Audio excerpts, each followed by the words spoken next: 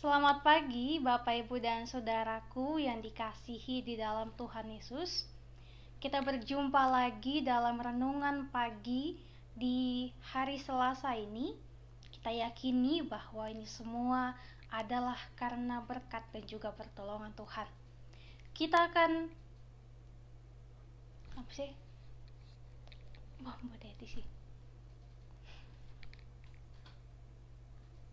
Kita akan merenungkan kebenaran firman Tuhan. Namun sebelum itu, mari berdoa. Ya Tuhan Allah semesta, Allah pencipta hidup dan kehidupan kami bersyukur bahwa di pagi hari ini kami boleh kembali diberikan kesempatan untuk bangun dan juga akan melakukan aktivitas kami. Dan saat ini kami akan merenungkan kebenaran firman Tuhan. Mampukan kami, kuasai kami dengan Roh-Mu yang kudus, supaya kami dapat mengerti, memahami, bahkan melakukan kebenaran firman Tuhan dalam kehidupan kami. Mari Bapa, bersabdalah, karena kami telah siap sedia untuk mendengar dan juga merenungkan kebenaran firman-Mu. Amin.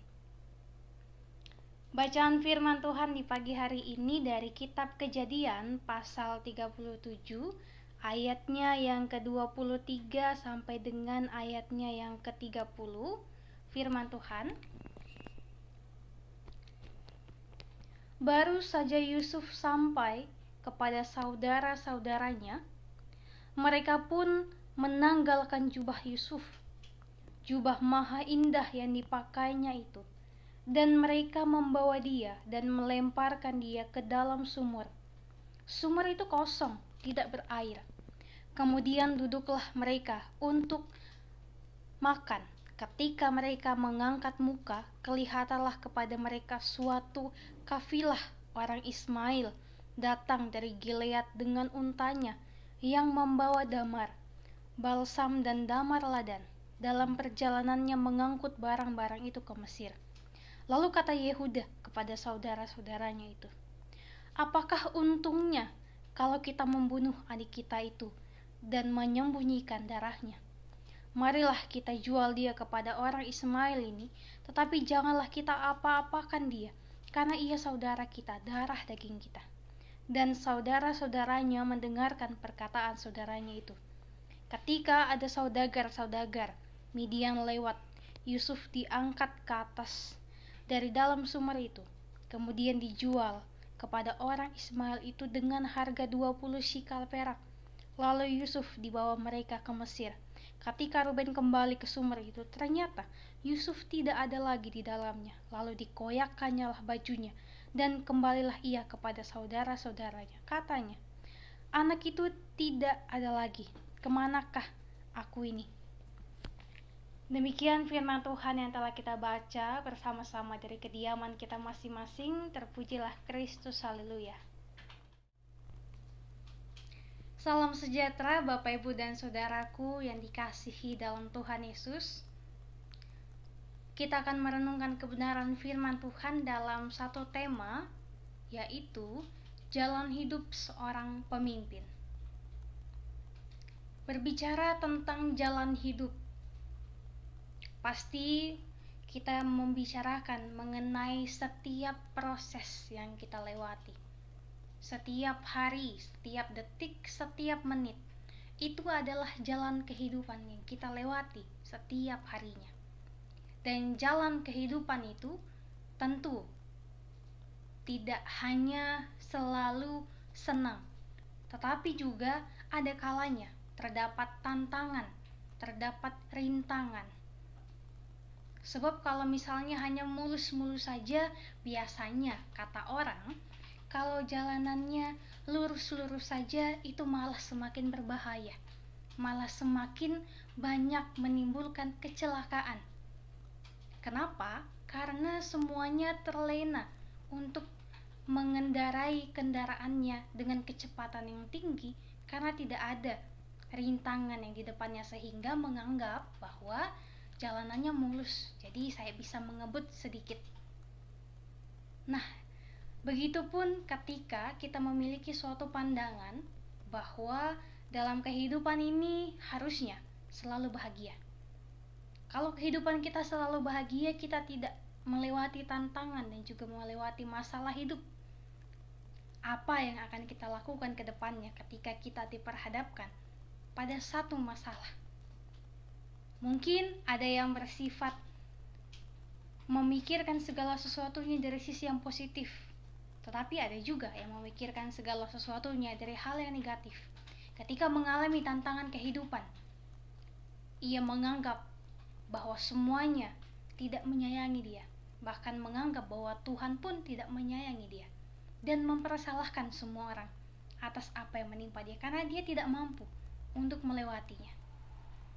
Dan mari kita percayai bahwa Tuhan menghadirkan tantangan dan juga rintangan dalam kehidupan seseorang supaya kita mampu untuk ditempa, kita mampu untuk diproses, sehingga iman kita semakin kuat, semakin dewasa. Dan Tuhan pun mengizinkan adanya tantangan dan juga masalah dalam kehidupan kita. Itu semua Tuhan telah atur, dan juga Tuhan tahu bahwa kita pasti mampu untuk melewati itu semua, karena Tuhan tidak pernah membiarkan kita untuk berjalan seorang diri. Walaupun kita mungkin sering mengecewakan Tuhan, kita sering melakukan hal-hal yang tidak baik, hal-hal yang tidak berkenan, menyakiti hati sesama kita, tetapi Tuhan tetap senantiasa dengan penuh setia menopang dan juga menuntun kita. Penyertaan Tuhan yang begitu luar biasa ini pasti kita rasakan dalam kehidupan kita setiap harinya, dan inilah yang juga dirasakan oleh Yusuf ketika ia berhadapan dengan setiap permasalahan dalam kehidupannya yang sangat menyesakkan hati pastinya. Bayangkan Bapak Ibu dan Saudaraku, jikalau kita memiliki saudara dan saudara kita ini tidak menyukai kita, bahkan ingin membunuh kita, apa yang bakal saudara rasakan? Pastinya kesedihan. Kok bisa saudara saya yang adalah darah daging, yang sedarah sama dengan saya, tetapi kok bisa sih membenci sesamanya? Dan ini adalah pertanyaan-pertanyaan yang mungkin kita pertanyakan. Dan kita melihat kisah Yusuf. Walaupun saudaranya merencanakan untuk membunuh dia, merencanakan hal-hal jahat, bahkan menjual dia sebagai budak di Mesir, walaupun dia tahu bahwa Yusuf adalah adik kandungnya, namun karena iri hati, karena ego, karena amarah yang terlalu meredam, yang terlalu membuat menguasai seseorang, inilah yang membuat seseorang dapat melakukan berbagai hal yang tidak baik. Oleh sebab itu Bapak Ibu dan Saudaraku yang dikasihi Tuhan, kisah hidup Yusuf yang cukup menyedihkan ini adalah suatu cerminan bagi diri kita sekalian bahwa jalan hidup seseorang tentu berbeda-beda. Tentu ada yang sedang mengalami suka, ada yang sedang mengalami duka, dan setiap pergumulannya pun berbeda-beda. Tetapi yang Tuhan mau ingatkan kepada kita sekalian bahwa itulah jalan kehidupanmu. Jalanilah dengan tekun. Ingatlah selalu bahwa Tuhan pasti menyertai ketika kita mau taat, ketika kita mau berserah, maka pasti seberat apapun tantangannya akan mampu untuk kita lewati.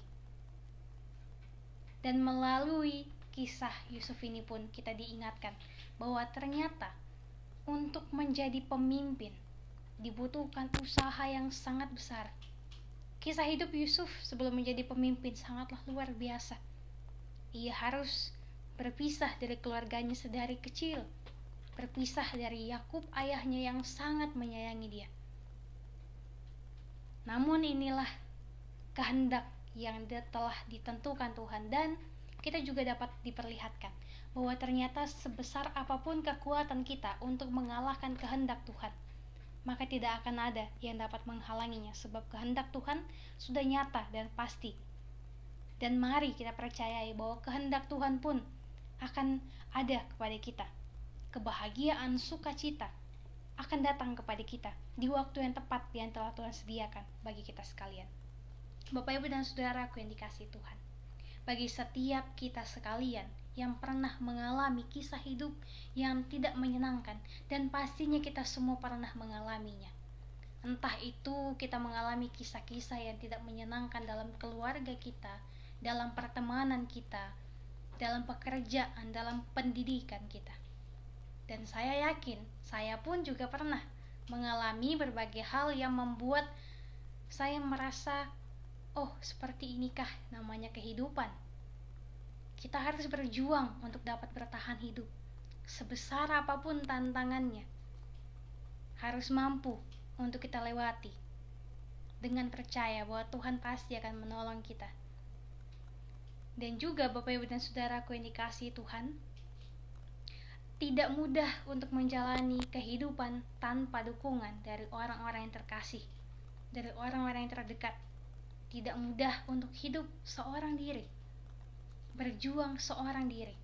Pasti kita semua membutuhkan seseorang untuk kita menyampaikan isi hati kita, untuk kita mencurahkan setiap keluh kesah kita, setiap kesedihan kita. Namun yang terjadi kepada Yusuf, ia tidak memiliki siapapun, tapi kita dapat mengambil suatu pelajaran bahwa ternyata walaupun seseorang yang secara nyata itu tidak ada di sampingnya, tetapi ada Tuhan yang senantiasa mendengarkan keluh kesah Yusuf melalui setiap doa-doa Yusuf. Inilah yang dapat menjadi teladan dari kisah Yusuf kepada kita sekalian, di mana ia senantiasa mau menceritakan segala halnya kepada Tuhan melalui doanya. Mari kita juga melakukan hal yang demikian. Ceritakanlah setiap keluh kesahmu kepada Tuhan. Kalaupun kita menganggap bahwa tidak ada yang akan mendengarkan saya, ada Tuhan kok yang akan mendengarkan kita. Untuk itu Bapak Ibu dan Saudaraku yang dikasihi Tuhan, mari senantiasa percaya kepada Tuhan. Senantiasa bahwa Tuhan itu adalah tempat perlindungan bagi orang percaya. Dalam keadaan apapun, suka maupun duka, Tuhan selalu ada. Dia selalu akan memperhatikan kita, khususnya ketika kita sedang mengalami kesulitan dan juga cobaan, melewati tantangan dan rintangan. Berdoalah kepada Tuhan dan serahkanlah semuanya kepada Tuhan, maka Tuhan pasti akan menolong dan juga memberikan jalan keluar yang terbaik. Tuhan berkati kita sekalian melalui kebenaran firman. Mari berdoa Bapak Ibu dan Saudaraku. Ya Tuhan, terima kasih Engkau boleh senantiasa menyertai kehidupan kami. Kami boleh bangun di pagi hari ini, kami boleh bersemangat menjalani aktivitas kegiatan kami. Kami percaya Tuhan bahwa ini semua adalah berkat pertolongan-Mu saja. Tak ada yang mustahil bagi Tuhan, dan kami percaya setiap apa yang akan kami lakukan ketika kami mau percaya kepada Tuhan, maka itulah yang akan terjadi bagi kehidupan kami. Ketika kami akan melakukan aktivitas kami di hari ini Tuhan, baik itu dalam pendidikan, pekerjaan, aktivitas kerja, usaha kami, setiap rencana-rencana demi masa depan kami, setiap apapun yang kami usahakan di hari ini, mampukan kami untuk melewati semuanya Tuhan. Entah itu suka maupun duka, mampukan kami, tetap pegang tangan kami, supaya kami dapat melewati semuanya dengan senantiasa percaya bahwa Tuhan selalu beserta, selalu menopang kami, dan selalu menolong kami. Untuk itu Tuhan, kami berterima kasih untuk setiap cinta kasih-Mu kepada kami. Berkenan memberkati kehidupan pribadi kami, kehidupan berkeluarga kami. Dalam setiap apa yang kami usahakan dan apa yang kami cita-citakan, mampukan kami Tuhan untuk senantiasa berusaha melakukan yang terbaik, dengan senantiasa pun mengingat akan Tuhan dalam kehidupan kami. Senantiasa berkati kami Tuhan di hari ini, baik dari pagi, siang, sore hingga malam nanti. Bantu kami, tolong kami, sertai kami. Ampunkan setiap salah dan dosa kami yang menyakiti hati sesama kami, bahkan menyakiti hati Tuhan.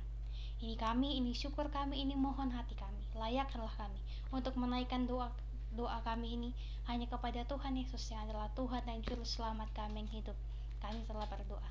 Amin. Terima kasih Bapak Ibu dan Saudaraku. Selamat beraktivitas, tetap jaga kesehatan. Tuhan Yesus berkati kita sekalian. Sampai jumpa di renungan-renungan selanjutnya.